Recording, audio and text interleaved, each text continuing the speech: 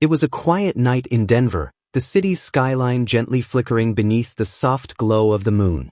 James sat at the edge of the bed, his hand resting on the cool surface of his nightstand, his mind still buzzing from the long day he had spent in court.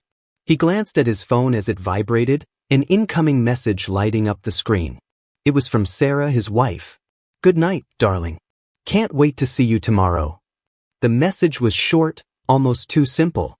But there was something about it that felt off. James furrowed his brow as he read it again. He should have been comforted by it, especially since Sarah had been distant lately, but the words sent an unfamiliar chill down his spine. Why did it feel like the message was meant for someone else? He looked over at Sarah, sleeping soundly beside him, her breathing soft and steady. She had no idea about the storm that was quietly brewing inside him. James hadn't meant to overthink it. He tried to push the thoughts away and convince himself it was nothing. Yet his mind couldn't help but race. The message felt too intimate, too familiar, too much like something one would say to someone they were in love with, not just a quick good night between married people. The idea lingered. Had Sarah sent this to him by mistake? Or was there someone else in her life? Someone who deserved to hear these words more than he did? He sat in the dark room, the silence stretching on as the weight of the question grew heavier. There had been signs over the past few months. Sarah had become more closed off, more guarded. She'd spend long hours at the gym, coming home later and later, but never really offering a solid explanation for why. Her phone had become her most prized possession. She never left it unattended, always making sure it was out of reach, hidden in her bag, or face down whenever they were together. At first, James had told himself he was being paranoid. People got busy, lives changed. But now, the message felt like something he couldn't ignore. He pushed himself off the bed, careful not to disturb her. His heart pounded as he moved toward the living room, the dim light from the streetlights filtering through the blinds and casting long shadows across the floor. His footsteps echoed in the quiet, and for a moment, it felt like the world outside had ceased to exist. It was just him, alone with his thoughts, trying to make sense of the whirlwind inside him. He leaned against the couch, staring out the window into the stillness of the night. The message played over and over in his mind. "Good night, darling. Can't wait to see you tomorrow." Who had she really meant it for? And why did he feel like he was being kept in the dark? The more James thought about it, the more everything started to fit together like pieces of a puzzle he had been ignoring for months. The change in Sarah's behavior, the way she'd been pulling away from him little by little. There were gaps in their conversations, moments where her eyes seemed to drift somewhere else, far away from him. It was like she was slipping through his fingers, and he couldn't do anything to stop it. But there was still something holding him back, a hesitation that made him doubt his own instincts. He didn't want to believe the worst. The last thing he wanted was to face the truth if it meant destroying everything he had built with Sarah, the life they'd shared, the dreams they'd both worked so hard for. He glanced back at the bedroom door, the faint silhouette of Sarah still visible, unaware of the turmoil he was feeling. James knew he couldn't stay in this limbo forever. He had to know the truth, no matter how painful it might be. But what if he was wrong? What if this was all just a series of misread signals, his imagination running wild in the stillness of the night? With a deep breath, he stood up, walking toward the bedroom. His fingers trembled as he reached for the door, but he hesitated before turning the handle. He didn't want to wake her. He didn't want to ruin everything with one impulsive action. Still, the message wouldn't leave his mind, and the doubt inside him grew heavier with every passing second. James turned back toward the couch, his heart still racing. He needed answers, but how far was he willing to go to get them? The clock on the wall ticked on, the sound of the seconds echoing in his mind. And then, without warning, he made up his mind. He couldn't ignore it any longer. The morning came too soon, the sun barely rising over the horizon, casting a pale light through the bedroom window. Sarah was already gone, off to work, her absence leaving the house feeling emptier than it had in weeks. James had barely slept, the turmoil of the previous night gnawing at him, keeping him restless and wide-eyed long into the early hours. But now, as the quiet of the morning settled in, the question that had been haunting him was no longer something he could ignore. He stared at the space where Sarah had lain, her pillow still indented from the shape of her head. The air smelled faintly of her perfume, and for a moment he almost convinced himself that everything was fine. But the nagging feeling in his gut was undeniable. James glanced toward the kitchen, the bright light filtering through the window, casting warm streaks on the counter. His eyes drifted over to Sarah's purse, still resting on the chair in the dining room. He didn't want to do it. He didn't want to invade her privacy like this. But the need for answers was overwhelming. He could feel his heart pounding in his chest as he walked toward the purse, his fingers shaking as they brushed against the leather strap. The guilt weighed heavily on him as he unzipped it. He knew this was wrong, but he also knew that without doing this, he might never get the truth. Inside, his hand brushed against her phone, tucked away carefully at the bottom. His breath hitched as he pulled it out, staring at the device for a long moment. This wasn't just a casual check, this was crossing a line. But the doubt had already taken root, and he couldn't shake it. James unlocked the phone with ease. Sarah's passcode was always something simple, something predictable. His fingers hovered over the screen, pausing just for a split second. Was he really going to do this? Was he ready to face what he might find? He had to. He had no choice. With a deep breath, James opened the messaging app.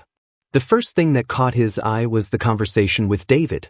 His mind raced as he read through the messages. At first glance, they seemed harmless, professional exchanges, brief updates about work. But as he scrolled further, his heart sank. The tone shifted, becoming more intimate. The messages weren't about work at all. They were full of longing, affection, and flirtation. Words that James had never thought he would see between Sarah and anyone else. "I miss you," one message read. "Can't wait to hold you again." Another one followed. "You're always on my mind. I'll make sure we get more time together soon." Each new message felt like a punch to his stomach. He kept scrolling, each message more incriminating than the last. There were no more doubts, no more questions. He had found the truth. Sarah wasn't just distant. She was involved with someone else. David, the very man she had worked so closely with, the one James had always assumed was just a colleague.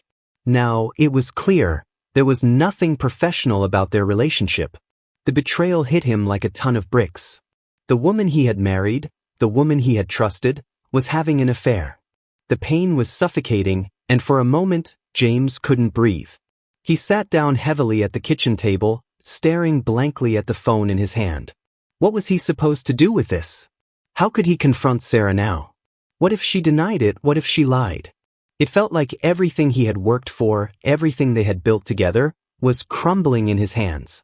As the reality of the situation set in, a sense of clarity washed over him. He had to take action. He couldn't just pretend it wasn't happening. He couldn't let this betrayal slide, not when he had the proof in front of him. James stood up, feeling a sense of determination building within him. He needed to call his lawyer. This wasn't something he could handle on his own. The pain of the discovery was still raw, but he knew that the next step was crucial. He had to start the process, even if it tore him apart to do so. The next few hours passed in a blur. He barely noticed the clock ticking by, his mind consumed with the whirlwind of emotions that had taken over. The phone call with his lawyer was quick, efficient. There was no need for small talk. James had made up his mind. The truth was out. The future was uncertain, but one thing was clear, he couldn't keep living this lie. James hung up the phone and sat back down at the kitchen table. The weight of everything was starting to sink in. His marriage was over. It wasn't just the affair, it was everything that had led to this point, the slow unraveling of a bond he had once believed was unbreakable. He had no choice but to move forward.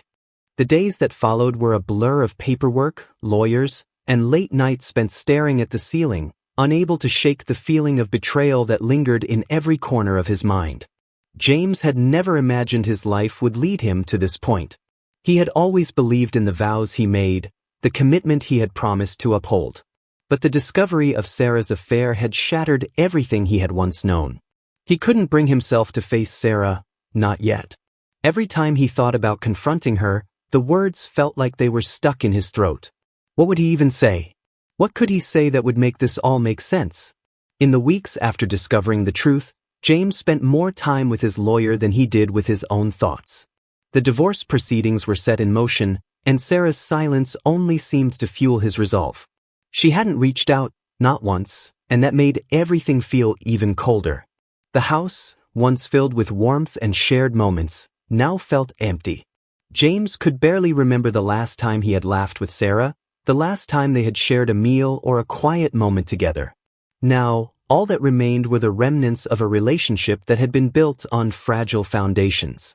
The walls seemed to close in on him, reminding him that what he had known as love was now a memory, an old story he could no longer hold on to. On the day the papers were filed, James sat in his lawyer's office, the reality of it all hitting him like a freight train. The divorce was finalized, and all that was left was to sign the final documents. It should have felt like relief. He should have felt a sense of closure. But the truth was, James wasn't sure how to feel. He had spent so much of his life trying to hold on to something that was already slipping away. Now, all he had left was the promise of moving on, a future that seemed uncertain. His phone buzzed. A message from Sarah. The first one in weeks. His heart skipped a beat, but he couldn't bring himself to open it immediately. Instead, he stared at the screen, his thumb hovering over the notification. What could she possibly want now? After everything that had happened, what could she say to fix this? With a deep breath, James tapped the message open. It was short, just like the one from that fateful night. "I'm sorry, James. I never meant for any of this to happen." The words were nothing more than an echo of what was left unsaid. He could feel the weight of them, the sadness, the regret, but it was too little, too late. James had already made his peace with the truth. He had already accepted that he couldn't change what had happened, that the life he had known with Sarah was gone, and no apology could bring it back. He sat in silence for a long while, reading and rereading the message, but the feeling of betrayal was still raw. There would be no easy way out of this, no neatly tied-up conclusion. The reality of their broken marriage would follow him for a long time, but he knew he couldn't stay in the past. He had to keep moving forward, even if it felt like walking through fog. In the weeks that followed, James began the difficult process of rebuilding his life. He returned to his work, immersing himself in cases and clients that required his full attention. It didn't fill the void that Sarah had left, but it kept him distracted, kept his mind from drifting to thoughts of the life he had lost. Slowly, the anger began to fade, replaced with a quiet sense of acceptance. He had done everything he could to save his marriage, but some things, no matter how hard you try, are beyond saving. He started going to the gym more often, not because he was trying to impress anyone, but because it gave him a sense of control over anything. He started cooking for himself again, something he had stopped doing years ago when Sarah had taken over the kitchen. His apartment began to feel like his own again, not a space shared with a memory, but a place where he could breathe without feeling like he was suffocating. As the months passed, James started to realize that the pain would always be there in some form, but it wouldn't define him. It would be a part of his story, yes, but it wouldn't be the whole story. He had a future ahead of him, and although it wasn't the one he had imagined, it was still his to shape. Sarah remained a shadow in his life, a reminder of a love lost, but he knew he couldn't stay tethered to the past. It was time for him to look forward, to build something new, something that was entirely his own. It would take time, and there would be moments when he doubted himself, when the scars of his past tried to pull him back into the darkness. But for the first time in months, James could see a flicker of light ahead of him. He would move on.